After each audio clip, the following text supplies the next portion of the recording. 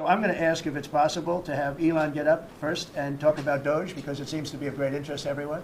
I will say that there is a large group of people in this country that have such admiration for what we're doing. I got elected with a tremendous vote, winning every swing state, winning the popular vote, winning the counties by thousands of counties. I think it was 2,800 to 500, 2,800 counties to 500 counties. Think of that.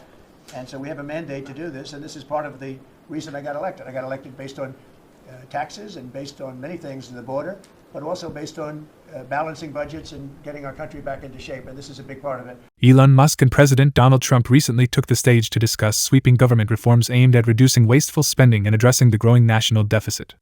During the discussion, Musk, who has become a key figure in advising on government efficiency, outlined an ambitious plan to cut nearly $1 trillion from the budget. He explained that outdated computer systems, fraudulent payroll practices, and unnecessary expenditures are contributing to America's financial instability. One of the most alarming statistics he shared was that the interest on the national debt has now surpassed the country's annual defense spending, exceeding $1 trillion. Thank you, Mr. President. I actually just call myself a humble tech support here. So we are actually tech support. It's ironic, but it's true. The overall goal here with the Doge team is to help address the enormous deficit. We simply cannot sustain as a country $2 trillion deficits. The interest rates, just the interest on the national debt, now exceeds the Defense Department spending. We spend a lot on the Defense Department, but we're spending over $1 trillion on interest. If this continues, the country will become de facto bankrupt. It's not an optional thing, it is an essential thing. That's the reason I'm here. And taking a lot of flack, and getting a lot of death threats, by the way. I'm going to stack them up, you know. But if we don't do this, America will go bankrupt. That's why it has to be done. And I'm confident at this point, knock on wood, you know, knock on my wooden head, there's got a lot of wood up there, that we can actually find $1 trillion in savings. That would be roughly 15% of the $7 trillion budget. And obviously that can only be done with the support of everyone in this room. And I'd like to thank everyone for your support. Thank you very much. Musk's initiative, referred to as the Doge Project, is focused on identifying wasteful government spending by leveraging technology and data analysis. He revealed that a startling number of government employees receiving paychecks either don't exist or are deceased, raising serious concerns about payroll fraud. As part of a recent internal review, an email was sent to federal employees requesting a simple update on their weekly work activity. Shockingly, over 1 million employees failed to respond, prompting Musk and his team to investigate whether these individuals are actively working or even real.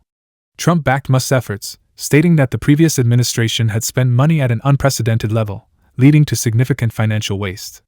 He emphasized that the goal is not to cut essential jobs but to ensure that taxpayer money is being used effectively. Musk reassured that his team is committed to accuracy, even restoring funding for critical programs like Ebola prevention, which was mistakenly flagged for cuts. However, he stressed that non-essential spending must be eliminated to prevent the country from sliding further into financial crisis. So it's really, Doge is a support function for the president and for the agencies and departments to help achieve those savings and to effectively find 15% in reduction in fraud and waste. And we bring the receipts. So people say, like, well, is this real? Just go to doge.gov. We line item by line item, we specify each item. So, and I should say, we will make mistakes. We won't be perfect, but when we make a mistake, we'll fix it very quickly. So, for example, with USAID, one of the things we accidentally canceled very briefly was Ebola, Ebola prevention. I think we all want Ebola prevention. So we restored the Ebola prevention immediately, and there was no interruption. But we do need to move quickly if we're to achieve a $1 trillion deficit reduction in financial year 2026. It requires saving $4 billion per day, every day, from now through the end of September. But we can do it, and we will do it. Thank you. With a target of saving $4 billion per day before the end of the 2026 fiscal year, Musk and Trump are pushing for urgent reforms. Their plan aims to reduce waste by 15%, identifying inefficiencies and restructuring federal expenditures.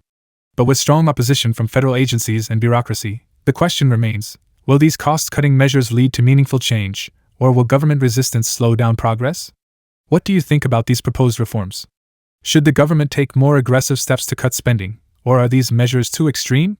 Let us know in the comments, and don't forget to like, share, and subscribe for more in-depth analysis on today's biggest stories.